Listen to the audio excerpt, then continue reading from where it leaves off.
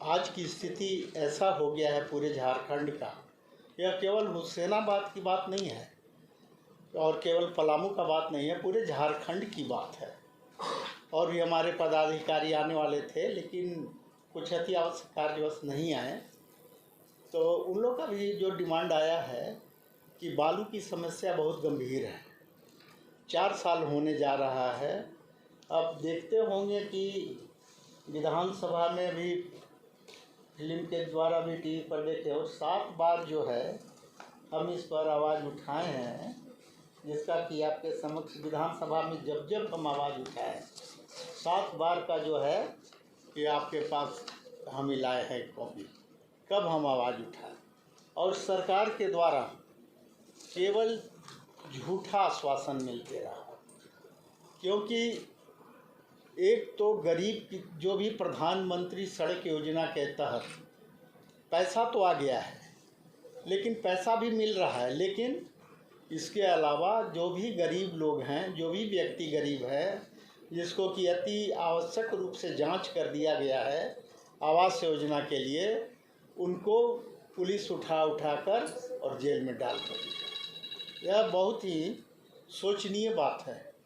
एक तरफ तो आप मकान बनाने के लिए पैसा आवंटित कर रहे हैं, दूसरे तरफ आप बालू का क्या स्थिति है पूरे झारखंड में, हमारे पलामू जिला के सहित आपके सामने है। 4 साल हो गया है, विधानसभा में बहुत बार आवाज़ उठाया गया है, लेकिन बस सिर्फ आश्वासन कि बहुत जल्द इसको हम शुरुआत करने जा रहे हैं। इसका मार सीधे गरीबों पर ज़्यादा पड़ रहा है। आप एक तरफ कह रहे हैं कि हम झारखंड को विकास के रास्ते पर ले जा रहे हैं।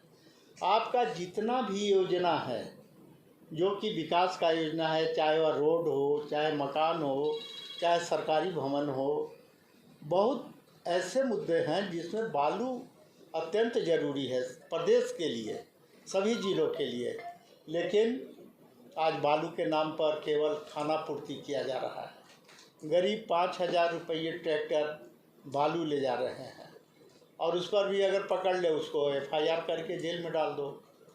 तो इस पर आप लोग भी जो है विकास के रास्ते में हमारे झारखंड के परिवार के सदस्य हैं और इस विषय पर आप लोग को भी चिंतन करना चाहिए। आप भी किसी ज़िले से संबंधित होंगे, वहाँ पर क्या स्थिति है गरीबों का, तो स्वयं आप लोग आकलन कर सकते हैं। इसलिए हम सरकार से बार बार आग्रह के बावजूद, जब स्थिति बहुत भयानक हो गई है, तो हम लोग आपस में बात किए कि नहीं, इसको एक बार रांची में जो है हम लोग को जोरदार प्रदर्शन करना पड़ेगा। सरकार जितना जल्दी इस पर अगर अपना कार्रवाई नहीं करती है, गरीबों को बालू उपलब्ध नहीं कराती है, विकास के लिए बालू उपलब्ध नहीं कराया जाता है, तो इस पर हम लोग राष्ट्रवादी कांग्रेस पार्टी NCP बहुत बड़ा जो है आंदोलन करेंगे, जिसकी सूचना आपके मार्फत सरकार को दिया जा रहा है। देखिए, एक टाइम दिया गया है और हम लोग आज एक लेटर भी दे रहे हैं कि 7 बार मेरे प्रश्न का जवाब जो है वहाँ से सिर्फ बहुत जल्द इसको शुरू किया जाएगा, लेकिन ये 4 साल हो गया, 4 साल होने जा रहा है। और आप जाइए अपने प्रेस टीम के साथ, जो भी आपके ज़िला में हैं, केवल आप आकलन करा लीजिए उनको भेजकर कि देहात का स्थिति क्या है, ग्रामीण क्षेत्र में गरीब लोग किस तरह परेशान हैं, घर के ऊपर प्लास्टिक दे के रह रहे हैं, उनके बाल बच्चा को भी जो है जो दिक्कतों का सामना करना पड़ रहा है, उस सभी लोग उससे वाकिफ़ है।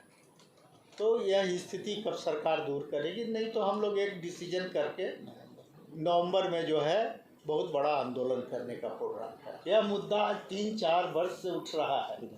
तो आज चुनाव क्या है सिलसिला, तो ऐसा बात नहीं है कि चुनाव के लेके हम लोग इसके लिए बहुत बड़ा, आप देखे होंगे कि आंदोलन हुआ था, जिसमें कि 20,000 25,000 आदमी लोग गए, 500 से ऊपर किसान अपना ट्रैक्टर लेके सब सम्मिलित हुआ।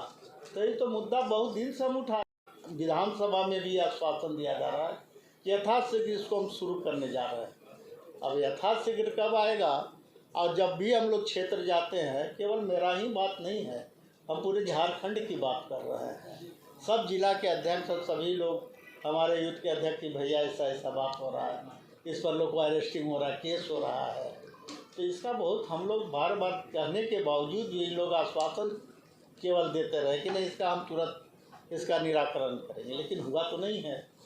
और जिससे कि सारे जो है प्रधानमंत्री सड़क योजना का जो है पैसा भी लैप्स हो जा रहा है और उन लोग पर FIR भी हो रहा है गरीब पर। तो आपसे हम बताते हैं, NCP बिना शर्त समर्थन दिया है, UPA को दिए थे शुरू में। जब 20 में जब सभी लोग समर्थन दे रहे थे तो हमारी पार्टी भी जो है उनको बिना शर्त समर्थन दिए थे, कोई डिमांड नहीं था। तो बिना शर्त जब समर्थन दिए हैं तो उस पार्टी का जनता के प्रति भी दायित्व तो होती है। एक कोई भी जनप्रतिनिधि, चाहे हम हैं चाहे कोई भी MLA हो, जनप्रतिनिधि हो, उसका सबसे बड़ा जो है जनता होता है। और जनता के जब कठिनाइयों का समाधान नहीं होता है तब वह विवश हो जाता है कि हम जनता के लिए सड़क पर हैं। तो हम तो बोल रहे हैं आज से नहीं, हम 3 साल से कर रहे हैं और इससे सरकार का भी राजस्व का हानि हो रहा है। तो ऐसा बात नहीं है कि हम पार्टी को सपोर्ट कर रहे हैं तो हम जनता के साथ अनदेखी करें, ऐसा मेरा विचार नहीं है। आज क्या है, NCP हम RJD को हराए हैं 11-12 हज़ार वोट से, और पार्टी का बात हटाइए और बहुत पीछे थे। लेकिन जनता किस लिए हमको जिताया? जनता इसलिए जिताया कि हमारे क्षेत्र में हमारे जो भी कठिनाइयों का समाधान के लिए माननीय विधायक महोदय आवाज़ उठाते रहे, इसलिए लोकप्रियता के आधार पर जिताया है। तो हम लोग तो अपना काम जो है वो कर रहे हैं। आपके बैनर में अजीत पवार जी का है, प्रफुल्ल पटेल, शरद पवार का नहीं, आप इंडिया गठबंधन में हैं कि? देखिए ऐसा है, आपको इस पर भी हम तो अभी बोलना नहीं चाह रहे थे, लेकिन आप लोग का जो जिज्ञासा है हम जान रहे हैं। आप लोग हमारे भाई हैं और परिवार के सदस्य हैं, आपका हम सम्मान करते हैं। हम लोग पार्टी को सपोर्ट भी किए थे। आज करीब करीब 3.25 साल होने जा रहा है। जहाँ तक सवाल है कि 1999 में हम राष्ट्रवादी कांग्रेस जब 2 भाग में बटी तो हम राष्ट्रवादी कांग्रेस पार्टी, उस समय तारिक अनवर थे, सब हमारे मित्र महोदय थे, तो हम लोग NCP में आ गए। तो अब सोच लीजिए 24 साल से हम NCP में हैं और आज भी हम बराबर बोले हैं कि राष्ट्रवादी कांग्रेस पार्टी का घड़ी छाप कि हम साथ हैं। अभी तो मामला चुनाव आयोग में है।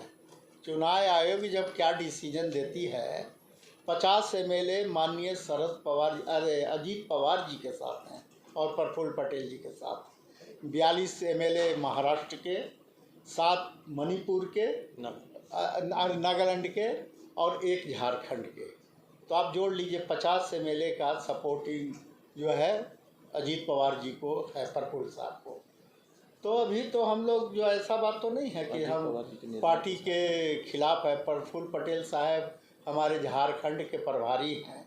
शरद पवार जी ही ने उनको पार्टी का जो है प्रेसिडेंट बनाए थे, प्रभारी। ये 2 प्रेसिडेंट बनाए थे कार्यकारी, एक सुप्रिया सुले जी को और एक जो है प्रफुल्ल पटेल साहब को। तो प्रफुल्ल पटेल के दाया जो है ये झारखंड, बिहार, UP सब उनको देखना था, दायित्व था। तो हम उनके कहे पर चल रहे हैं। अब रहा सवाल कि घड़ी किसके पास जाएगा, या डिसीजन तो चुनाव आयोग करेगा। हमारा हुसैनाबाद का एक ही डिमांड था हम लोग का माननीय शरद पवार जी से कि हुसैनाबाद को जिला बना दीजिए। 9 प्रखंड और 2 अनुमंडल मिलाकर सभी जो है, जो भी इसमें अड़चन है दूर कर लिया गया था। और जब हम मंत्री थे तो 3 प्रखंड हम बनाए थे। सरकार नहीं गिरती तो 6 महीना के अंदर जिला बन जाता हुसैनाबाद, लेकिन 5-5 प्रखंड का जिला है और 9 प्रखंड और 2 अनुमंडल का जिला। क्या दिक्कत था? आप आबादी भी देख लीजिए, वहाँ का विकास होता। नक्सलवाद क्षेत्र है हमारा हुसैनाबाद, और इसके बावजूद माननीय शरद पवार जी ने पूरे जनता के सामने हरमू मैदान में बोले थे कि कमलेश जी आपका जो है मांग है, आप UPA को सपोर्ट कर रहे हैं तो इसको हम करा देंगे, हुसैनाबाद जिला बनेगी बहुत जल्द।